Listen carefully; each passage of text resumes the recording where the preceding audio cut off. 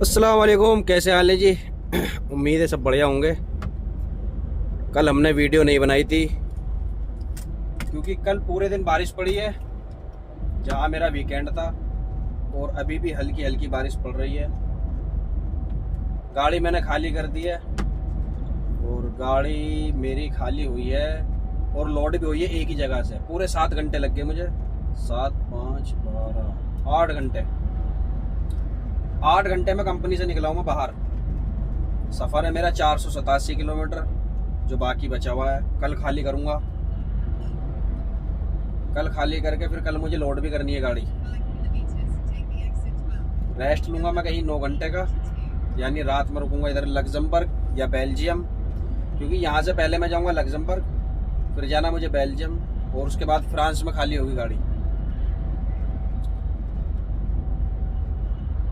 Driving time मेरे पास पड़ा हुआ है 355 किलोमीटर, वो 3 घंटे 55 मिनट।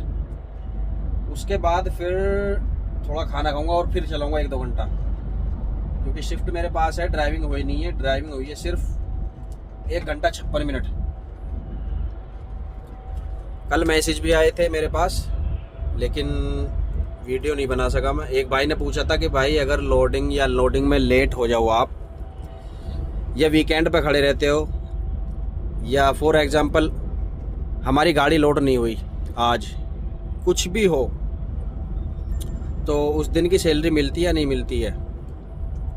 तो सैलरी का है भाई, सैलरी मंथली मिलती है, यानी पूरे महीने का हिसाब रहता है। छुट्टी का कोई नहीं है। जब तक हम गाड़ी पर हैं तब तक सैलरी चालू है। गाड़ी से उतरते ही सैलरी बंद। फॉर एग्जाम्पल आज कुछ इनका नेशनल हॉलीडे है तो गाड़ी भी नहीं चलेंगी, तो उसका भी हमें मिलेगा। हफ्ते में 2 दिन की छुट्टी रहती है, उसका भी हमें मिलता है। 2 दिन वो तो वीकली रहता ही है रेस्ट। कभी कभी ऐसा होता है तो हफ्ते में से 1 दिन हमें काम करना पड़ता है, 2-4 घंटे, नहीं तो ज़्यादातर 2 दिन रुकते हैं। और कुछ इनका नेशनल हॉलीडे आ गया, आज हम जर्मनी में, पूरे जर्मनी की छुट्टी है तो गाड़ी भी नहीं चलेगी, उसका भी मिलेगा।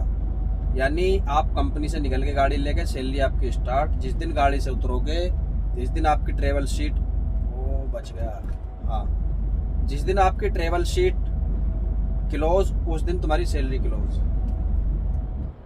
और एक भाई ने और पूछा था कि सऊदी का आईडीपी बुकलेट वाला ऑनलाइन शो होता है नहीं होता है। तो जो बारकोड वाला होता है भाई, वो तो स्कैन कर लेते हैं, शो हो जाता है। बिना बारकोड वाले को सिस्टम में डालना पड़ता है, जब तब शो होगा। लेकिन चल दोनों जाते हैं, एक ही है। हमारे पास ओरिजिनल लाइसेंस है सऊदी का, तो उसमें कोई प्रॉब्लम नहीं है।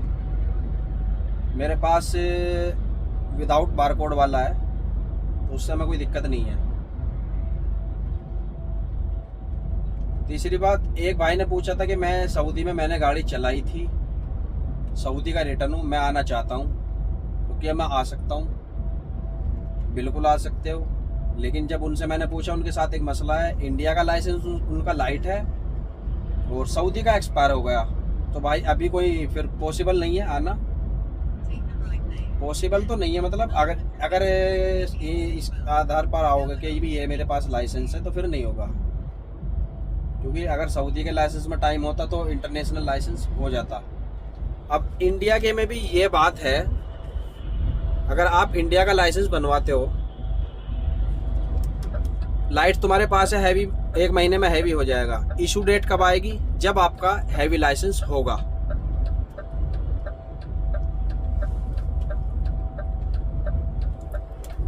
तो कोई भी कंपनी नए लाइसेंस पर नहीं लेगी। जो भी कंपनी लेगी उसको वो लगेगा कि भाई हमें बंदा लेना है एक्सपीरियंस बंदा। एक्सपीरियंस आपका कैसे शो होगा? लाइसेंस सबसे पहले वो चेक करेंगे, इशू डेट कब की है। जितना पुराना होगा उतना ही अच्छा है। फिर उसी आधार पर एक्सपीरियंस सर्टिफिकेट बनाना पड़ता है। एक्सपीरियंस सर्टिफिकेट का तो मसला नहीं है, वो तो बन जाएगा इंडिया का। 5 साल का बनवा लो, 10 साल का बनवा लो, लेकिन वो बोलेंगे लाइसेंस तुम्हारे पास न्यू है, तो फिर कैसे चलेगा? तो ये तीसरी बात भी क्लियर हो गई।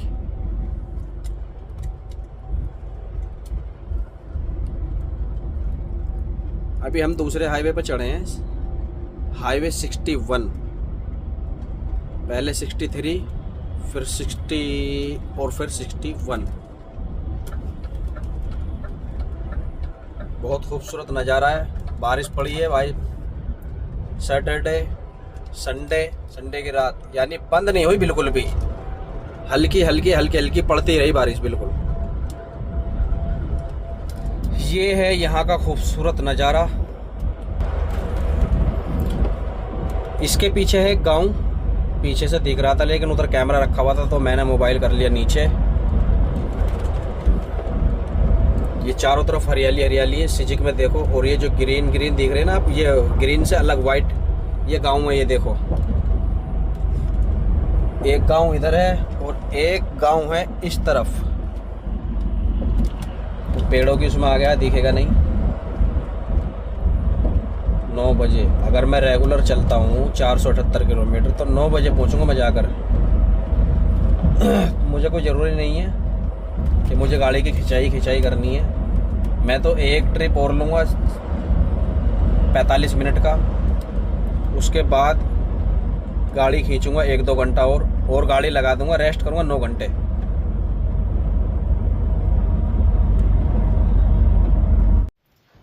और कई बंदों ने मेरे से एक सवाल और पूछा था। अभी कल मेरी बात हुई थी, शायद वो वीडियो भी देख रहे होंगे फिलहाल। वो कह रहे थे भाई हमें लग्जमबर्ग का ऑफर आया है। ऑफर आया, अच्छी बात है। उन्होंने एक एजेंट बताया, एजेंट ने बताया कि भाई चंडीगढ़ में ऑफिस है, वहां से तुम्हारा काम करवाऊंगा। पहली बात, बिना एजेंट के तुम भी करवा सकते हो। दूसरी बात, लग्जमबर्ग के चक्कर में कोई भी ना फंसे। भी फिलहाल कई बंदे फंस चुके हैं, मैं कई बार बता चुका हूँ। एक हमारे इधर का किठौर का ही बंदा है और दूसरा जो बंदा है वो भी किठौर का ही है। तो एक के तो पैसे फंसे हुए हैं यूरोप के नाम पे, लिथुआनिया के नाम पर। मैंने मना किया था बहुत, फिर भी तकरीबन 2.25 लाख रुपए उस बंदे को उसने दे दिए। लेकिन जिससे कल बात हुई थी, मुझे जो समझ आया मैंने उस तरह से रिकॉर्डिंग डाल दी। अब समझना नहीं समझना उनके बस की बात है, वो कराना चाहे करा सकते हैं। भाई लग्जमबर्ग के लिए एजेंट ने बोला है कि तुम वहाँ पैकेजिंग कर सकते हो या लिफ्टिंग का काम, यानी जैसे गाड़ी लोड करते हैं फोर्कलिफ्ट भी चला सकते हो। दूसरी बात, शॉपिंग मॉल में लग सकते हो। पहली बात ये है, शॉपिंग मॉल में इधर जो मार्केट होती है इनमें जाते हैं, इनमें लोकल के बंदे होते हैं और इतने आदमियों की जरूरत भी नहीं पड़ती है। जैसे शॉपिंग मॉल इस तरफ है यहाँ इस हाईवे पे, तो जॉब सबसे पहले वो देंगे जो नियर बाय सिटी या गांव होगा वहां के नागरिकों को। दूसरा बता फोर्कलिफ्ट का। भाई फोर्कलिफ्ट जैसे उसने बताया ना कि वहीं जाके सिखा देंगे वो बंदे, कोई नहीं सिखाएगा। अगर तुम इधर ड्राइविंग में भी आओगे ना तो आते ही ट्राई लेंगे तुम्हारी। अगर फेल, कुछ कंपनी होती चांस दे देती है, जाओ भाई स्कूल में जाओ, थोड़ी ट्रेनिंग लो, फिर दोबारा हो। कुछ कंपनी ऐसी होती है फेल कर देती है, जाओ भाई घर जाओ या किसी और कंपनी में जाओ, हमारी तरफ से फेल हो। बहुत बंदों के साथ ऐसा हुआ है।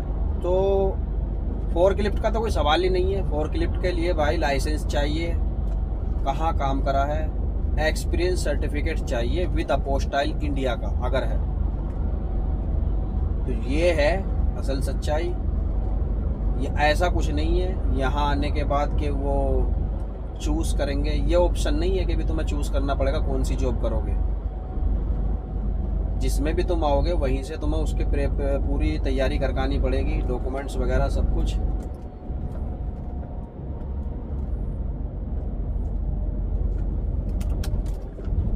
तो ये थे कुछ सवाल थे जिनका मैंने जवाब दिया है, वैसे बिना लिखे ही हैं। अब और भी थे सवाल लेकिन याद नहीं आ रहे। वीकेंड के दिन मैसेज भी बहुत आए। अभी फ़िलहाल हमें चलना है ऐसे ही 13 किलोमीटर सीधा।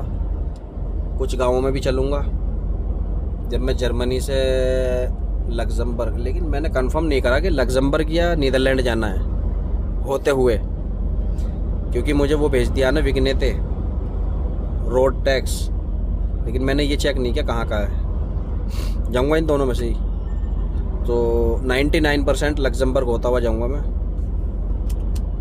मौसम बहुत अच्छा हो रहा, बहुत बहुत। सुबह मेरे मैनेजर ने मुझे फ्राइडे थर्सडे के दिन ही बता दिया था कि भाई गाड़ी खाली होगी 6:30 बजे। उनका टाइम फॉलो करना है हमें बस, क्योंकि मुझे पता था जाते ही तो होगी नहीं। रजिस्ट्रेशन कराया, 2 घंटे बाद कॉल आई, फिर अंदर गया, 2 घंटे वहाँ लगा, फिर बाहर आया, रजिस्ट्रेशन कराया लोडिंग के लिए, गाड़ी लोड कराई, पूरा 7 5 12 14 7 घंटे भाई मुझे ऐसे ही हो गए, ऐसे ही। 5:30 बजे मैंने शिफ्ट स्टार्ट की थी, और 5:30 बजे में से टाइम लगा लो पूरा 2:30 बज रहा है, और ड्राइविंग देख लो मेरी कितनी हुई है। तो अभी करते हैं थोड़ा सफ़र, उसके बाद रुक के कहीं खाते हैं खाना, 2-3 घंटे चलाकर। फिलहाल उतर चुके हैं हम हाईवे से नीचे। ये एक सिंगल रोड है, 50 नंबर, और यहाँ से जाना हमें सीधा हाईवे 1 की तरफ। ये सिंगल रोड मिलेगा हमें पूरा टोटल, वहाँ तक है अच्छा रोड, क्योंकि फ्रांस डायरेक्ट भी जाता हूँ ना मैं, तो हम इसी से जाते हैं।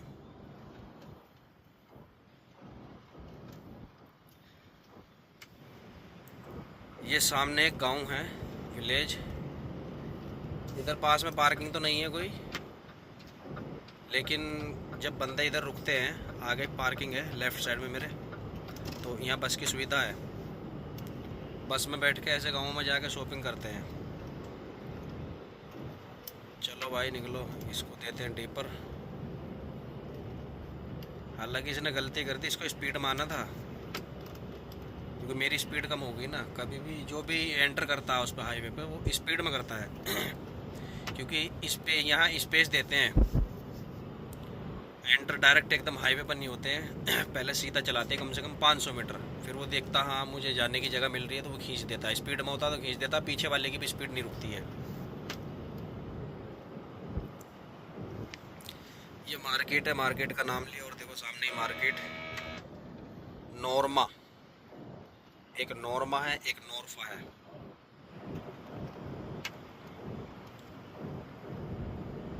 आगे जाके होएगा ये सिंगल, अभी तो काफ़ी लंबा चलेगा ये ऐसी डबल। ये लोकल हाईवे, नेशनल नहीं है। जो नेशनल, इंटरनेशनल जो आगे आएगा ना, वो इंटरनेशनल होगा, कई देशों को जोड़ रहा है। हाईवे 1।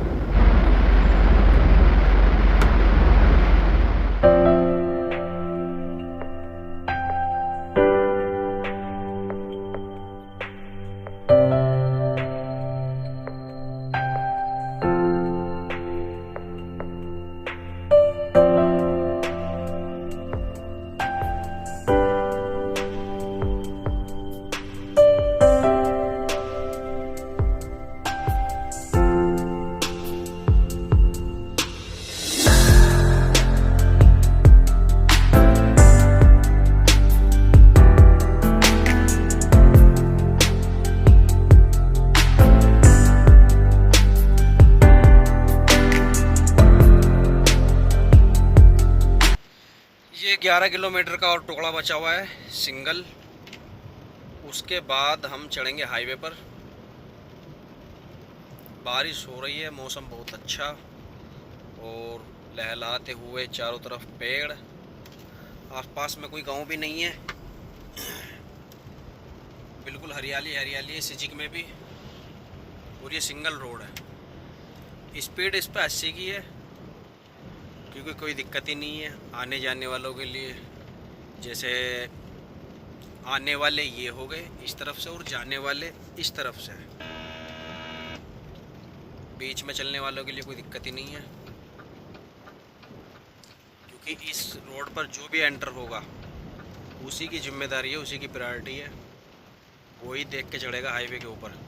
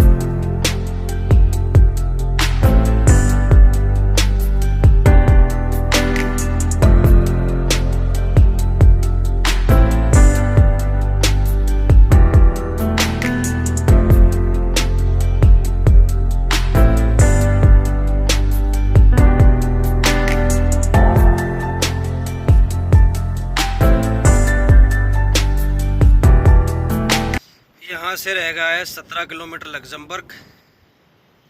अभी फ़िलहाल हम उतर गए हैं लग्जमबर्ग के लिए। ये पोर्ट है एक छोटी सी, और हाईवे 64 हम पकड़ चुके हैं। मौसम हो रहा है ख़तरनाक, और भी जितना मैं इधर चल रहा हूँ लग्जमबर्ग की तरफ, शायद बारिश पड़े दोबारा।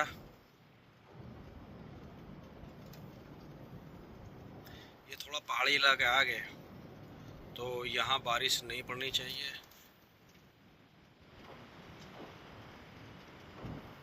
इतनी शानदार जगह बने हुए घर।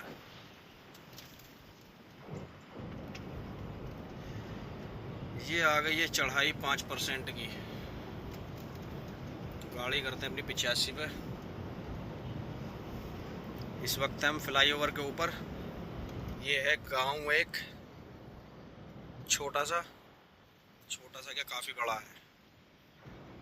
चढ़ाई हमें ऊपर चढ़ना है इस टाइम 5%। और ये हमारे लेफ़्ट साइड में भी पहाड़ी और राइट साइड में भी पहाड़ी। सिंगल रोड ही रहेगा वहाँ तक, क्योंकि हमें ये सिंगल रोड से एंट्री करवा रहा है। जिस रोड से मैं पहले आता जाता था वो रोड दूसरा है। लग्जमबर्ग के अंदर इस रोड से मैं फर्स्ट टाइम एंट्री कर रहा हूँ। वो जो पीछे रोड छोड़ा है मैंने, उसको तो मैं कई बार आ गया हूँ, लेकिन लग्जमबर्ग का बॉर्डर यहाँ से 15 किलोमीटर है। पहाड़ी इलाका है सारा। लेफ़्ट साइड में रह गया हमारे ये जो भी है सिटी। इधर एक छोटा सा टाउन था, बाकी सिटी है काफ़ी बड़ी है।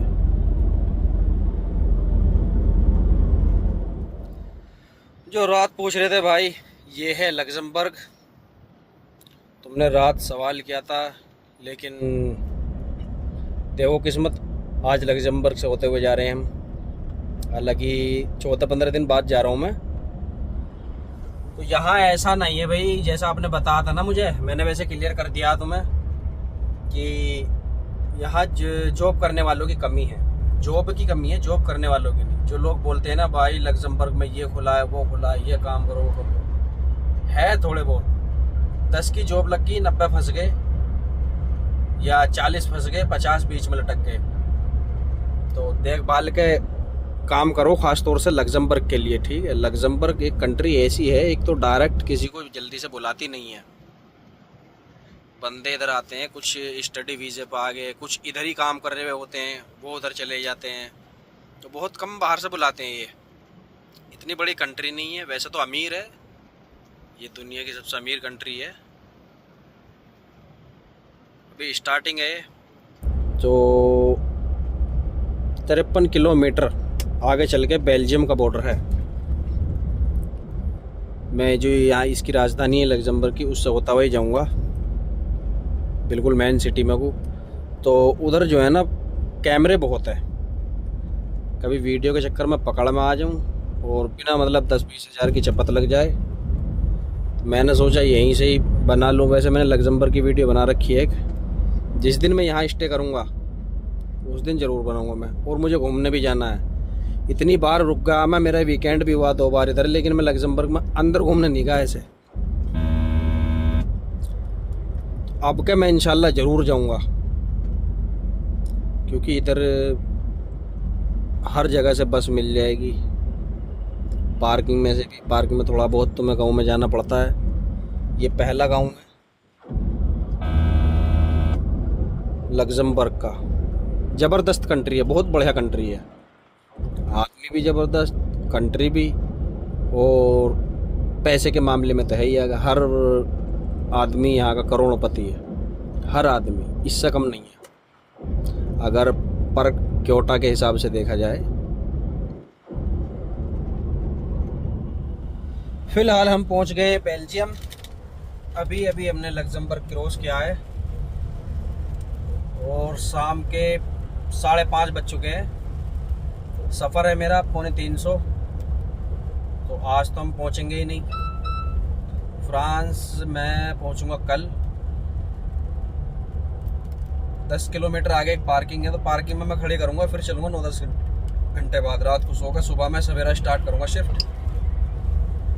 तकरीबन 4 बजे करीब करूँगा, या 4 से पहले, क्योंकि 7 बजे का हमारा टाइम है।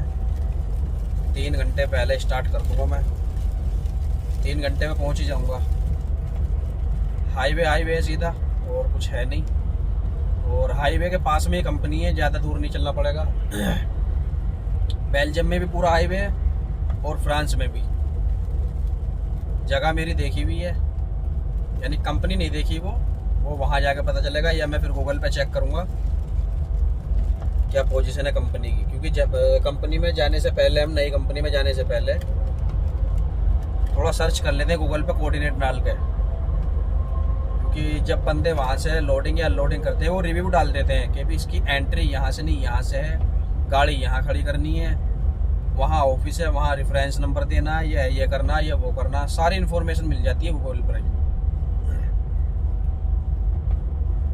मैंने सोचा था कि भाई मैं थोड़ा रेस्ट लेकर 45 मिनट का फिर चलूँगा, क्योंकि मैं अगर 45 मिनट का लूँगा रेस्ट, वो ज़रूरी है 50 मिनट से पहले लेना है, तो फिर 6 से ऊपर बच जाएंगे, फिर 6:15, तो कोई फ़ायदा नहीं है। 6:15 के बाद फिर कभी पार्किंग की भी दिक्कत हो, किधर जा रही है। और मैनेजर ने कोई ऐसा मैसेज भी नहीं डाला है कि भाई तुम्हें चलना ही चलना है 9 घंटे बाद। फिर भी मैं चलूँगा, शिकायत का मौका नहीं देना चाहिए। चल के चाय बनाऊँगा, खाना खाऊँगा। मार्केट से सारा सामान ले आया मैं, लेकिन जो ज़रूरी थी ना चीनी, वही भूल गया। चीनी में लेके नहीं आया मार्केट से, और जो डस्टबिन की पॉलीथीन होती है वो भी नहीं लिया। चलो वो तो मेरे पास एक्स्ट्रा पड़ी हुई है, लेकिन चीनी नहीं है। थोड़ी सी 2 टाइम की ली थी मैंने एक से, उसके पास भी थोड़ी थी। कहीं मार्केट दिखेगी, क्योंकि जो पेट्रोल पंप आएंगे रास्ते में उस पर तो मिलेगा नहीं,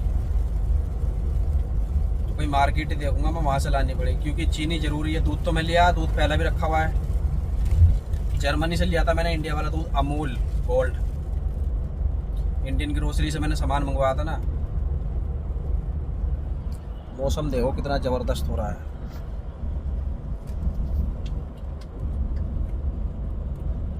रोड खाली है बिल्कुल।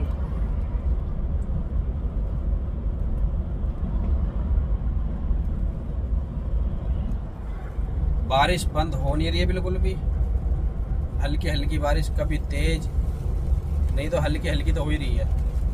सैटरडे से, सैटरडे का दिन तो अच्छा था, लेकिन रात से ही फिर स्टार्ट हुई। फिर संडे की रात भी, फिर मैं सुबह चलाऊँ, बारिश में ही चलाऊँ, उधर पहुँचूँ तो भी बारिश। तो गाड़ी चलाते हुए तो कोई दिक्कत नहीं है अपने को। लोडिंग अनलोडिंग अगर बाहर होती है तो फिर थोड़ी दिक्कत हो जाती है, भीगना पड़ जाता है। मेरे पास ट्रैक सूट है नहीं, पहले लाया था मैं, वो ट्रैक सूट गया मेरा फट, गाड़ी में लग गया था। छाते हैं, लेकिन छाते काम नहीं करेंगे, हाथ से पकड़ेंगे या फिर काम करेंगे। वैसे मेरे पास एक जैकेट है, मैं उसे पहन लेता हूँ बारिश में, वो सर्दियों में काम देगी। सर्दियों में मेरे पास 2 जैकेट है, एक तो मैं इंडिया से लाया था, एक सऊदी से लाया था मैं। तो सऊदी वाली इतनी भारी है, वो सिनों में वही काम करती है। जो मैं इंडिया से लाया हूँ उसमें लगती है मुझे सर्दी, क्योंकि इधर कहीं -1, -2, -3, -5, -8, -13 तक गया हूँ मैं। और अब के मैं इनर वगैरह भी लिया हूँ सर्दियों के लिए। बस टोपा लाना भूल गया सर्दियों वाला, ये दिक्कत होगी मेरे से। पिछली साल का रखा हुआ वही पहनूंगा, क्योंकि जब मैं घर गया था जाते ही मैंने सामान नहीं लिया था। वो तो इनर भी मुझे इसलिए वजह से मिल गए थे, वो जानने वाला था, उसके पास कैप थे नहीं सर्दियों वाले। तो वैसे जनवरी में मैं सोच रहा हूँ पेस जाने की, वहाँ से लूँगा सामान। कुछ सामान तो है सब कुछ, बस कैप लेना मुझे, टोपा जरूर।